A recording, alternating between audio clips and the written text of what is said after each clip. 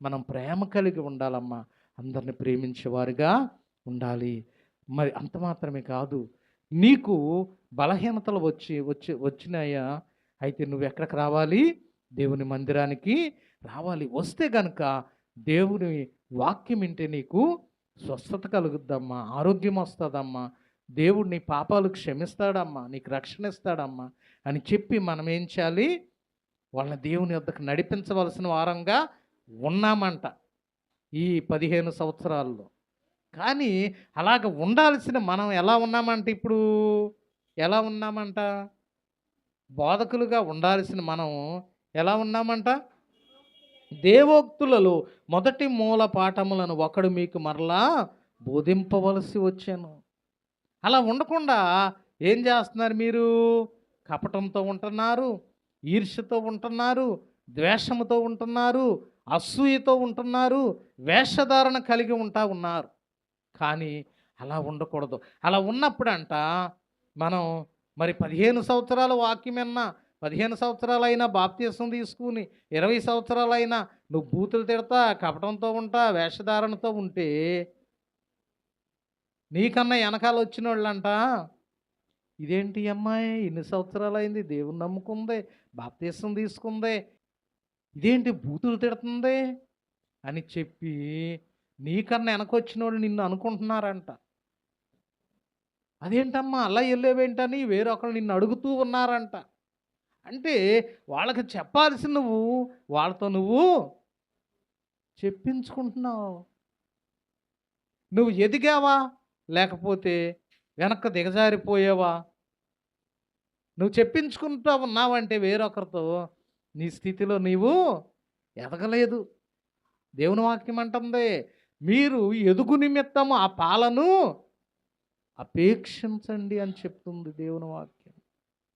వాక్యము విన్నప్పుడు మనం ఎదగాలి, రోజు రోజుకి మన స్థితి ఎదగాలి, కానీ దిగజారిపోకూడదు. నీకన్నా వెనకాల వచ్చిన వాళ్ళు నీకు చెప్పే స్థితిలో నువ్వు ఉండకూడదు. ఒక్కరక మనం చెప్పే స్థితిలో ఉండాలి దేవుని పిల్లలమైన మనం అని దేవుడు ఆశపడతా ఉన్నాడు.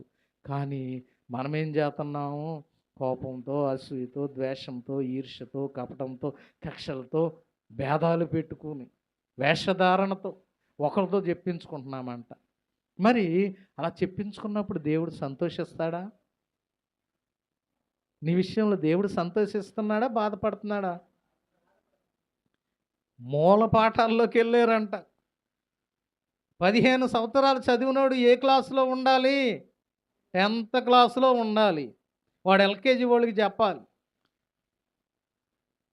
5వ తరగతి వాడికి చెప్పాలి, 9వ తరగతి వాళ్ళకి చెప్పగలుగుతాడు 10th క్లాస్ చదివినోడు.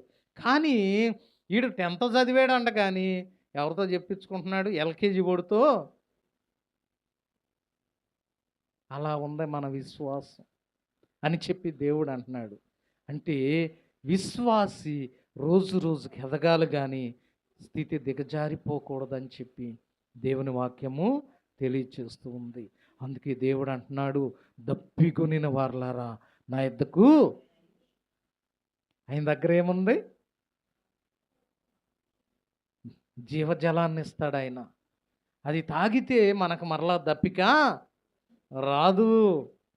ఆయన దగ్గర ద్రాక్షారసం ఉంది. ఆ ద్రాక్షారసం అనే ఆ రక్తం మనలను పరిశుద్ధపరచుద్ది.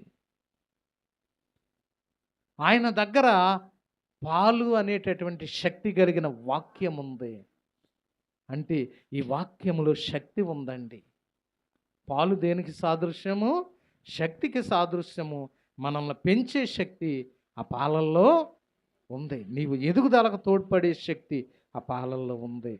దేవుని వాక్యాన్ని వినే మనము ఎలా ఉండాలి అంటే, మరి దేవుని దగ్గరకు వచ్చినప్పుడు మనం కడుగబడిన వారముగా ఉండాలి. ఆయన రక్తంతో శుద్ధి చేయబడిన వారముగా ఉండాలి.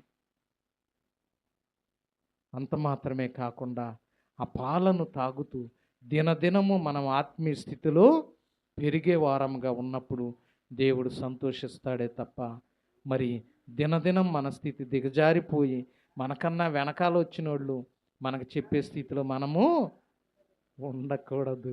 ఉండకూడదని దేవుడు ఆశపడుతూ ఉన్నాడు.